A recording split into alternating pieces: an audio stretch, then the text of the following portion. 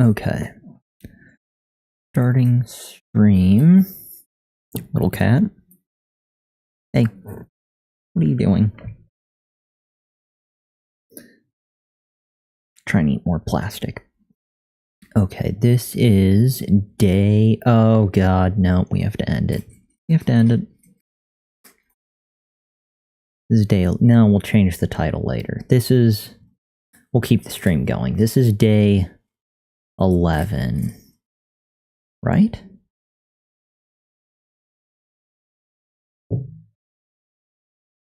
Do we stop the stream now?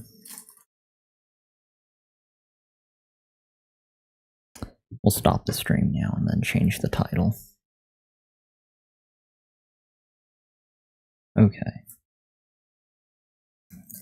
Stream is back up. Change the title. Day 11, January 11th. Little cat, I swear to God, stop eating that. No. Oh, it's so wet. Oh my God, your saliva.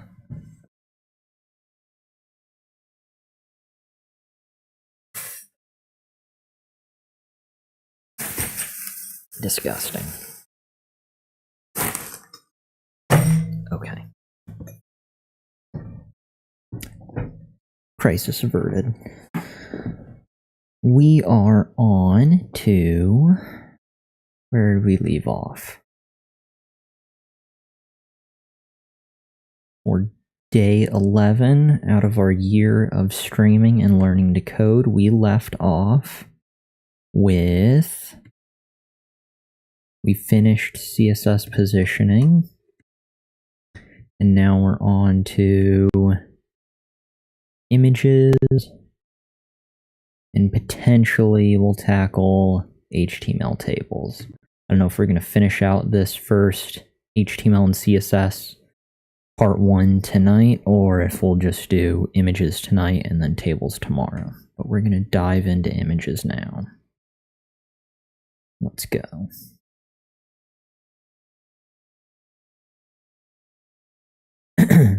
Okay. Well, once it loads. We are Broadway. Oh, yes, I remember this from yesterday. All right, learn. This entire course, you've focused on adding content that you've authored, like headings, paragraphs, lists, and more. Much of this content is text-heavy by nature, as you no doubt seen, most web pages are not text-heavy. They make extensive use of great-looking images to improve the user's experience on the site. In the very beginning of the course, we taught you how to add images to your web page using the image element. While this technique is still valid, it's possible to also add images and style them to a website and style them using CSS techniques. The aim of this unit will be to teach you how to add images to your web page by using a variety of techniques. Let's begin. Instructions. Take a look at the code in index.html and style.css. What new code do you see? Explore with the code in this file and try modifying something at random. What happened? Okay, HTML. We've got all of our divs and classes. Okay. And then for CSS, we have all of our selectors. And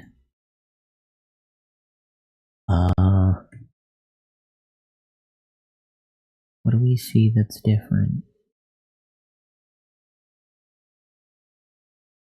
I feel like the straight answer is a lot less text. But in reality, they only have one image on there, or so it seems.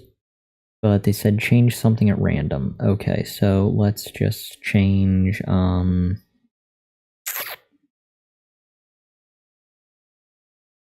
what do we want to change?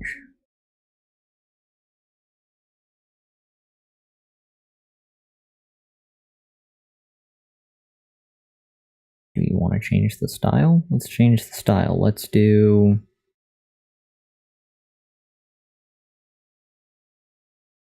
What do we want to do?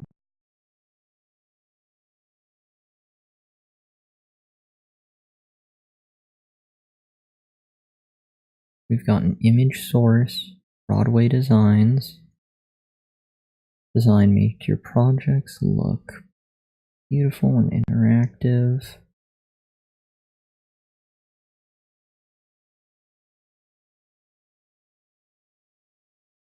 What was that under? That was under...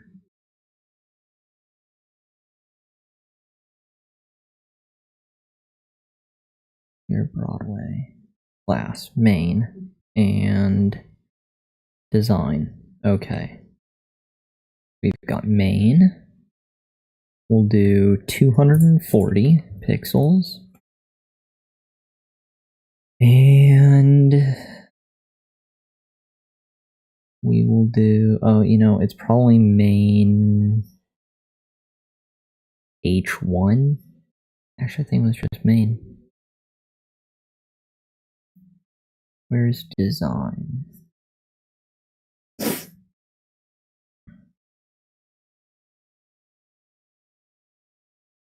I'm totally drawing a blank on where design is.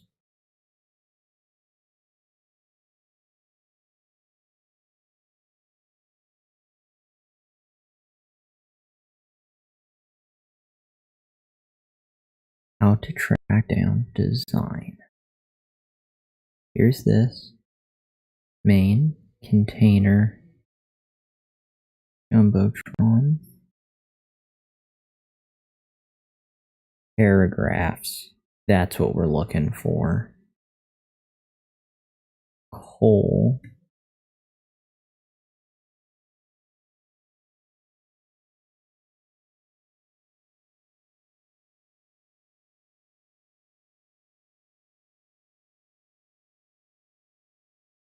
I don't know why I can't find that. Alright, looks like we're just changing the header. Hopefully. Didn't notice a whole lot changing. Moving on. Okay, section 2. In an earlier unit, we showed you how all HTML elements have boxes around them. Images are no exception.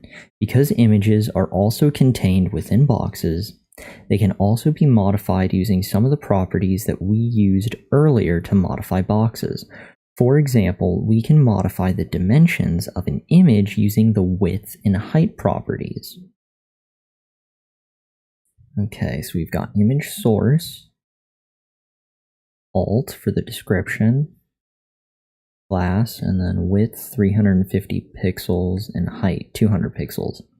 It's important to specify the width and height for an image on your web page, as this helps the browser know exactly how much space should be reserved for the image rather than having to download an entire image for the user. Ideally, however, images should be saved at the dimensions that they will be displayed. For example, rather than specify a height and a width for an image using CSS, that ... Did they just give up? For example, rather than specify a height and width for an image using CSS, that ellipses, it's more than an ellipses, ellipses plus 1, 4 dots. 4 dots walk into a bar. Okay, instructions. Take a look at the images of the bicycle. Did I already destroy the web page? No, this is a different web page. Okay, something about bicycles now. Nice.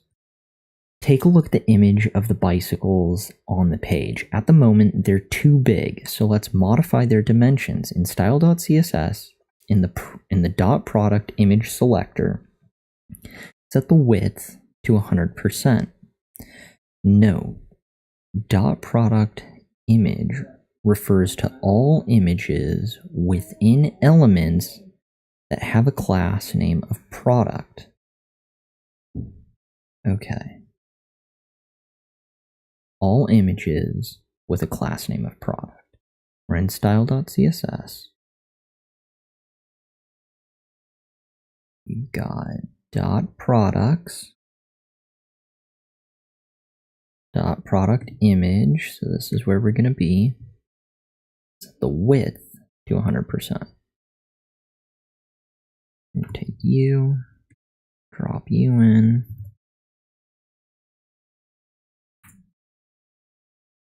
100%. Run. Next. Images can also be centered, but first their default behavior must be changed.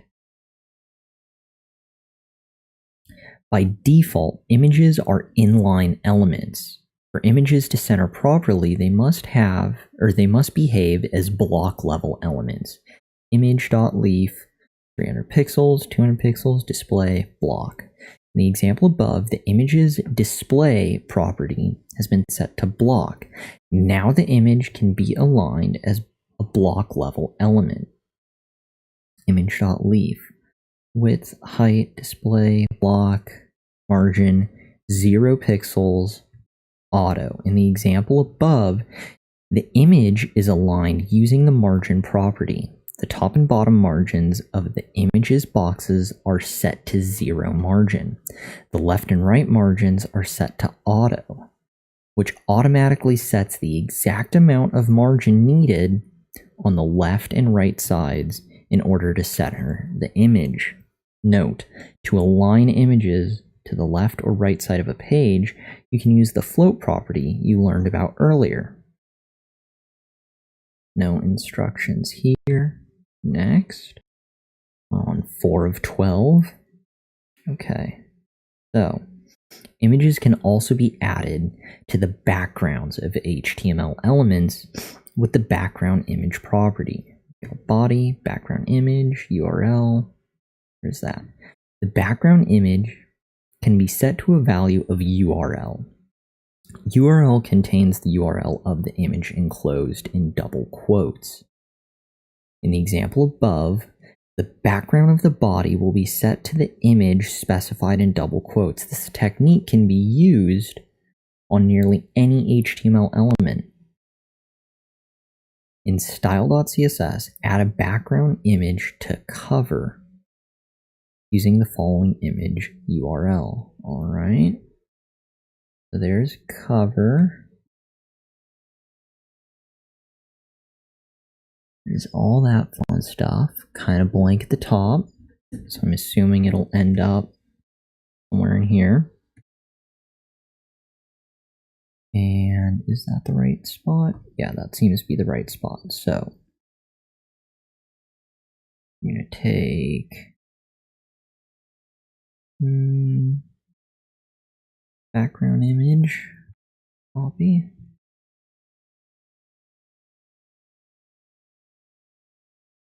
Nice. We're going to take the link. We'll throw that in and run it. Look at that. Beautiful banana yellow bicycle with beige tires for some reason. Good, good. Next, section 5. In the last exercise, you probably noticed that the background image was repeated, creating a tiled background. Image repeats with the background repeat property. Did we notice that? I don't think we noticed that. Did anyone else notice? Maybe that's this lower section with the orange bricks and the gray. I don't know, I guess that's the repeating they're talking. Oh, it's above? Not too sure, I can't really tell. I'm just going to take them at their word that it's repeating. The header section is kind of blocking the top of the photo, but I assume that's what this midsection is. Okay. You can control background image repeats with the background repeat property. The property can take one of 4 values. 1, repeat, the default value. The image will repeat horizontally and vertically. Repeat X, the background image will be repeated only along the X-axis horizontally. Repeat Y, the background image will repeat only along the Y-axis vertically. No repeat, the background image will not be repeated at all and will appear only once. Paragraph, background image, URL, blah, background repeat, repeat X. In the example above, the paragraph's background image will repeat horizontally. In style.css, make sure that the background image of cover element does not repeat. So we're going to take this background repeat. We're going to drop in no repeat. Where are you going? Nowhere.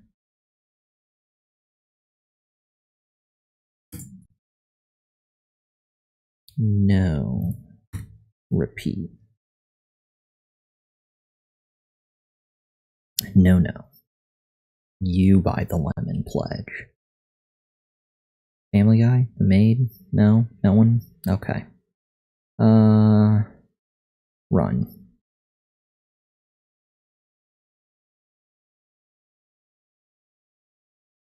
Green checkbox for everybody. Yeah, it got rid of the weird little tidbit at the bottom. Now it's just a clean photo of the hilariously yellow bike. Okay. Onward, 6 of 12. Making progress. When a background image is not repeated, its position can be modified with the background position property. Paragraph image, no repeat, background position, right center. A background image is positioned using a 3x3 grid, 3 rows, 3 columns, meaning there are 9 total possible positions for the image.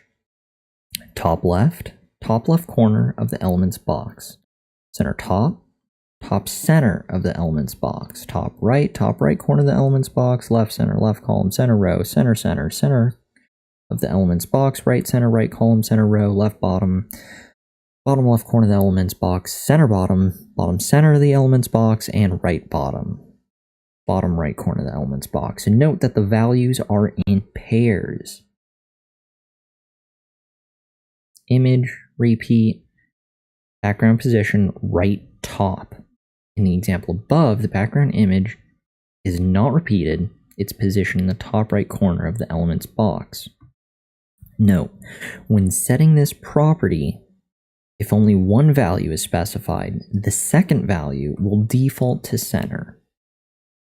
In style.css, set the background position of the margin in cover to top center.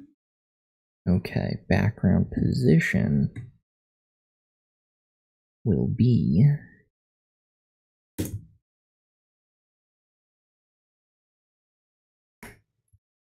top center. Schmacklin, run it. And another lovely green checkbox for everyone. Way cool. Success. Halfway through. 7 of 12. In the last few exercises, you learned how to set a background image, its repetition pattern, and its positioning using 3 different properties. CSS allows you to set all 3 properties at once using a shorthand property, background. Previously, we set all 3 properties as follows: URL, no repeat, right center. Code above can be shortened using background property, background, URL, blah, no repeat, right center. So you just pile it all in order. Nice. Note that the background property includes all the properties that we previously styled individually. The background image, repetition, and position in that order background image, repetition, and position in that order, it's considered best practice to follow this order of values when setting background property. Instructions. Replace the 3 background declarations with a single background property that reuses the same values. So all we have to do is get rid of these and the semicolons with the space, background, and a space, and we'll run it. Why does it? Oh, yeah, it's because we forgot to clear out the image. Haha, just kidding. Rookie mistake. Bad Stephen. There we go. Golden. Flawless victory. Next.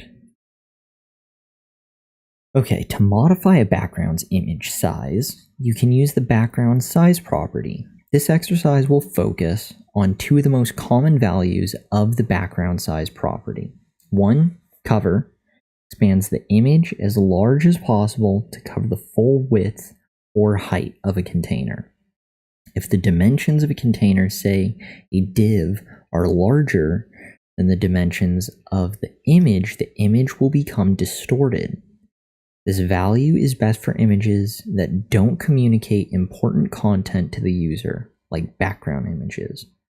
Contain expands the image as large as possible, but the image will be letterboxed, which means it won't cover the full width or height of a container.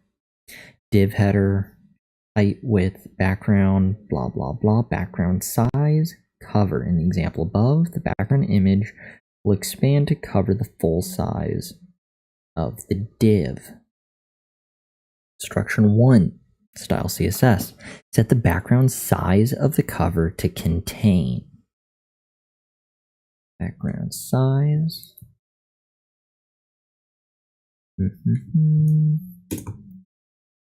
Based cover contain. Lovely. Run it. Awesome. 1 down. 2, the background image is letterboxed, and it doesn't make sense to use contain for a background image in this case. Change the background size of cover to cover. Let's just do Control Z. There we go. Run. There, look at that. A lot of wheel on wheel action, right? Black and yellow. That's hot. Okay, on to section 9. What are we looking at? With the background attachment property, you can specify whether or not a background image should remain at one position on the web page, or whether it should move up and down as the user scrolls through the web page. Okay. The background attachment property can take one of 2 values. Scroll. This value allows the image to move up and down as the user scrolls on the web page. This is the default. Versus fixed. This value pins the image's position to the page. Repeat, right center, background attachment, fix. In the example above, the background image will remain fixed as the user scrolls through the web page. 1, pin the background image in the cover selector using fixed. Just like so. Copy.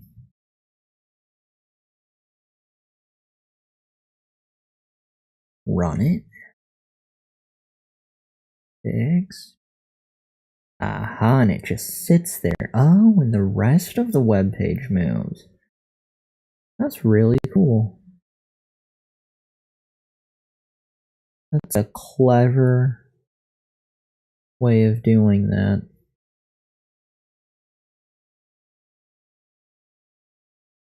It's like destroying all the magic behind fun websites. Now we have the power to do it ourselves. Like He-Man. I have the power, right? Next.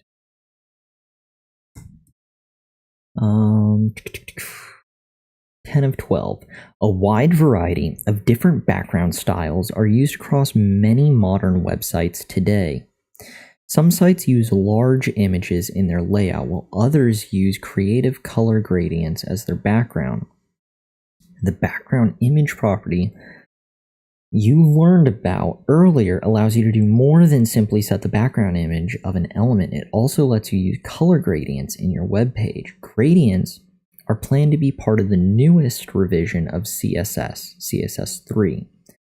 Due to the many browsers available, there's no standard way of defining a gradient using CSS.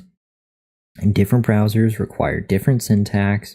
In this exercise, we'll look at one value supported on a couple of major browsers. The background image property can be set to the following value: WebKit linear gradient, parentheses.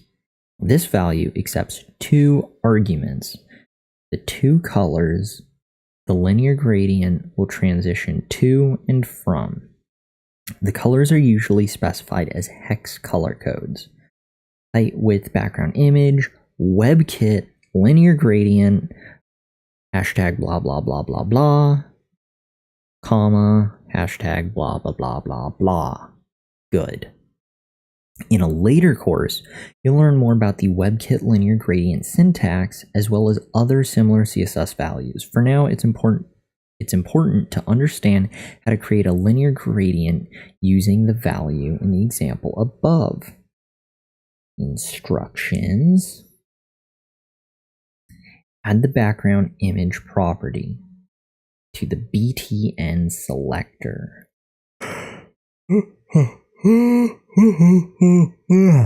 Oh dear God. What's happening? Background image property BTN.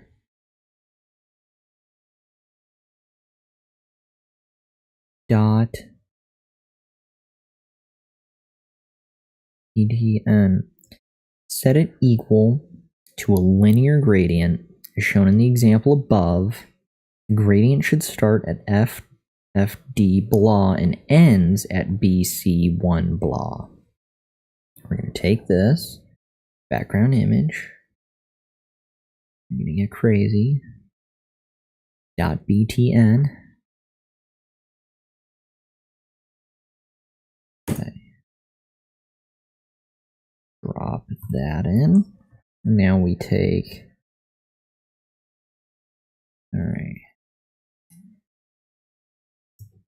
We've got BET and FDR coming at you.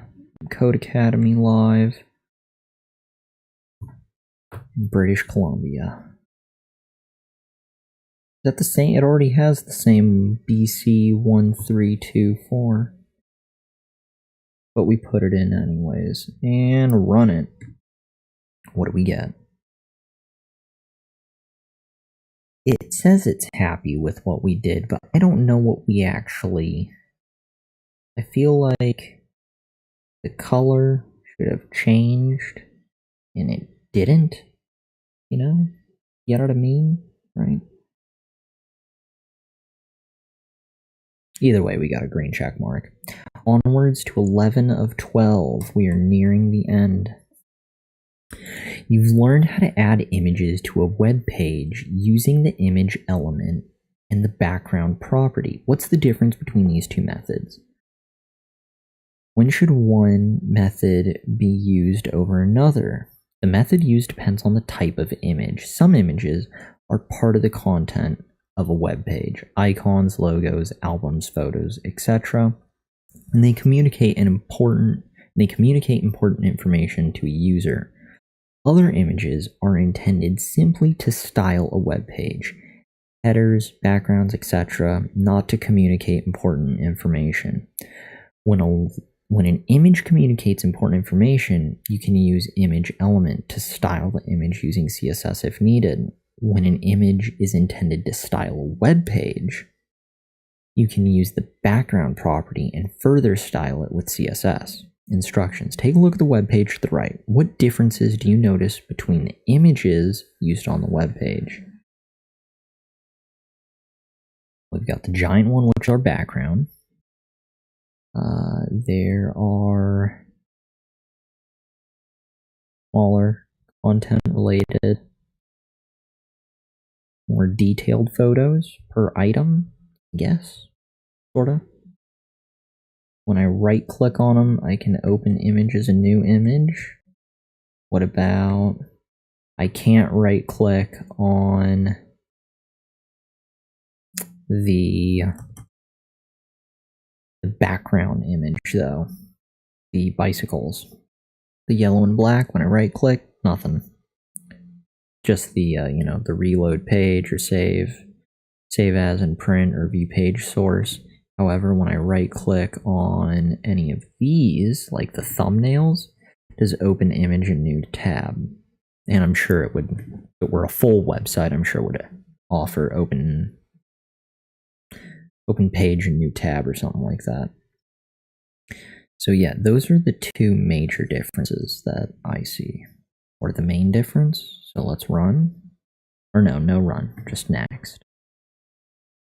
Okay, 12 of 12. Great job. In this lesson, you learned how to modify image properties, add background images, set repetition and placement, and create linear gradients. Let's review what you've learned so far. 1. Image dimensions are set using the width and height properties. 2. A background image can be added to any element using the background image property. 3. A background image's repetition is controlled with the background repeat property. 4. The position of a non-repeating image can be controlled using background position property. 5. The background property is a shorthand way of setting an image, repetition, and its position. And 6.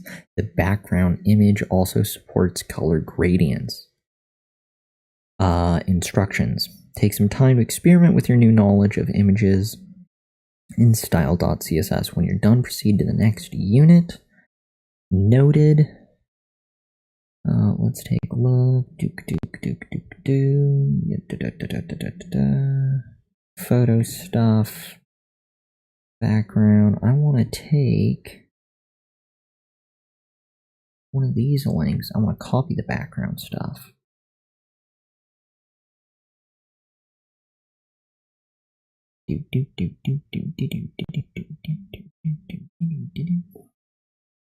Life is like a hurricane here in Duckburg. Race cars, lasers, airplanes. Little kitty, please stop sucking on your toes. Yeah, you. Can you all see? Yeah, you've seen her. We all saw it for like a solid minute and a half. Just look at her. Sleepy? Yeah, she's getting tired. Okay, we're so close. We're on 12 of 12. We were going to change one of the other images to background images. The code doesn't even need to be pretty or work. I just want to see what happens if I just keep adding body parts, kind of like Frankenstein with 3 arms. Right? Okay, let's do, we copied background. Copy, and actually I just want to take this image and put it just about anywhere. Let's do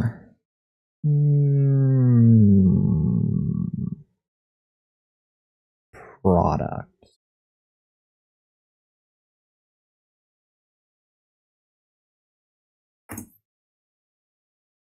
B.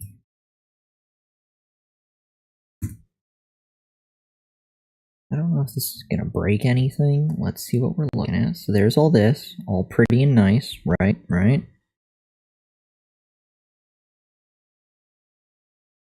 Now let's see what it looks like. Aha! Hey, okay, look at that. It made it into the background of the products. Very impressive. It's a little cool. I don't think we want yellow bicycle for everything, but you know, I mean, that certainly highlights the power and potential of what we can do with that feature. So that's a handy tip, right? Way cool. I like that. Little kitty, you like it? She's not paying attention, but she loves it. That's what it looks like when she loves something. So we're good. Up next, what's the next section? Tables. Learn how to use tables to present tabular data to users. Start lesson.